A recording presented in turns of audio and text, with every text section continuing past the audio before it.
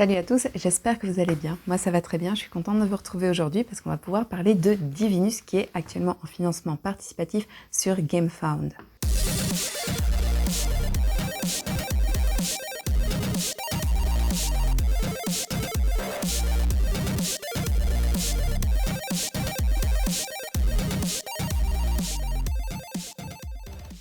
Divinus, comme vous vous en doutez, ça parle évidemment de divinité, à savoir plus précisément l'affrontement entre deux panthéons, le panthéon grec d'un côté, qui est le panthéon des dieux qu'on connaît, Arès, Aphrodite, Zeus, etc.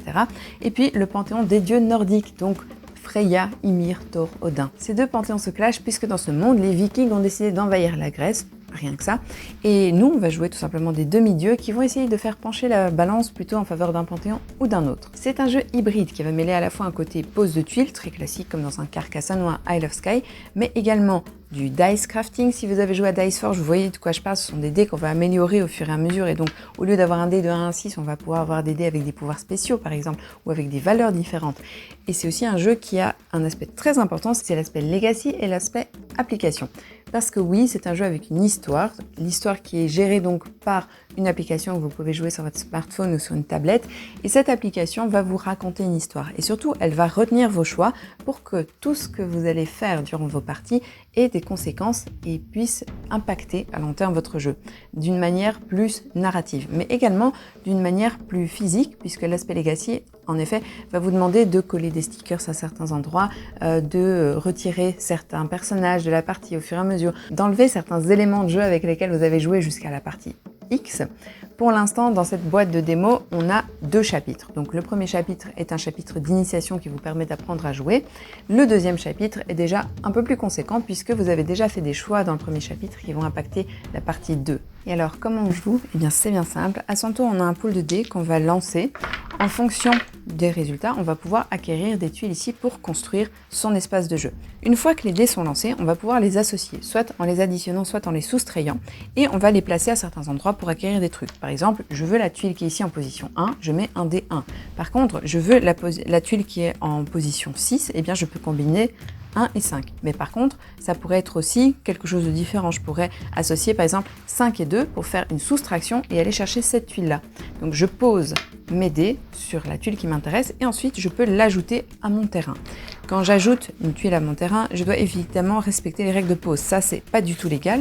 Donc je vais pouvoir construire, même à l'envers, il n'y a pas de problème.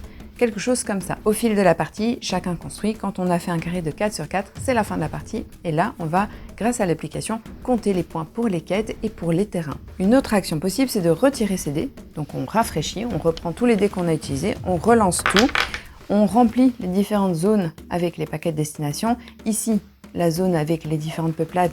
Ici, les zones avec les différents cercles de pouvoir. Et puis on va pouvoir attendre un tour, déjà, puisqu'on rafraîchit.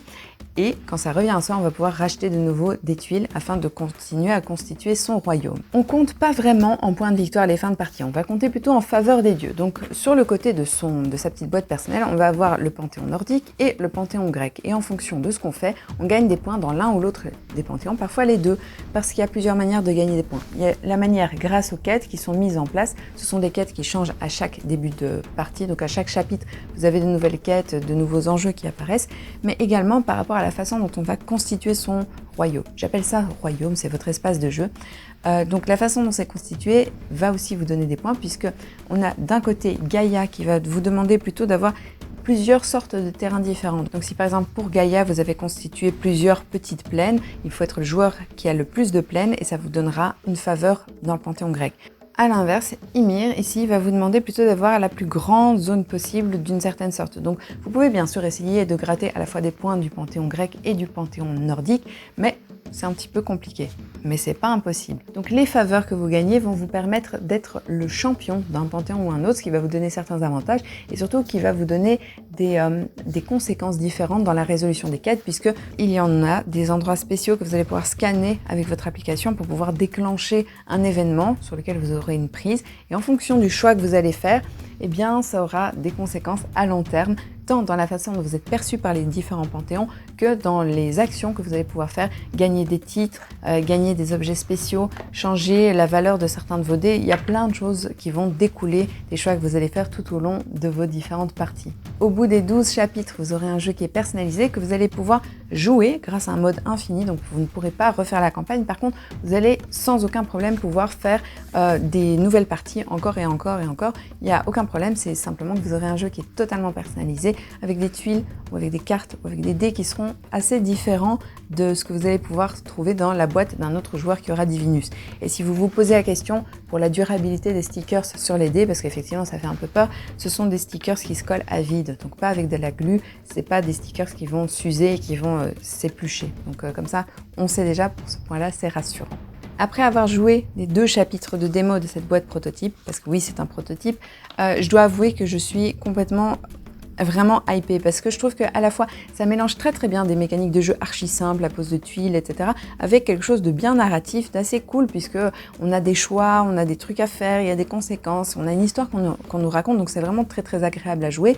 C'est facile en fait, tout en ayant des enjeux un peu cool. Le fait d'apprendre au fur et à mesure, parce que les chapitres sont clairement de plus en plus étoffés, ça permet d'aller dans un jeu qui va s'enrichir, donc on commence avec des parties très simples, puis on va vers quelque chose de beaucoup plus complexe qui ajoute des règles. D'ailleurs, dans le livre de règles, vous avez des espaces où vous collez de nouvelles règles, donc ça évolue, ça c'est vraiment hyper intéressant. Et puis je trouve que c'est accessible, c'est le jeu qui se pose quelque part sur du familial, mais on peut avoir quelque chose d'un peu gamer, donc c'est très agréable. C'est très bien interconnecté entre un jeu qui est à la fois accessible, mais qui évolue et qui rajoute à chaque fois des couches de subtilité, et en même temps un aspect narratif et legacy vraiment ultra bien développé avec cette application qui vraiment donne une petite musique d'ambiance, des textes, qui prend en compte tous vos choix. Moi je trouve ça assez génial, je suis très convaincue et en toute honnêteté, je suis très frustrée aussi d'avoir que 2 boîtes de démo dans la boîte de prototype. J'aurais voulu vraiment pouvoir faire d'un coup toute la campagne des 12 chapitres. Et voilà, moi j'ai terminé pour aujourd'hui. J'espère que cette vidéo vous a plu. Si c'est le cas, n'hésitez pas comme d'habitude à commenter, liker, partager, vous abonner. Et sinon, moi je vous fais des bisous et je vous dis à la prochaine. Salut!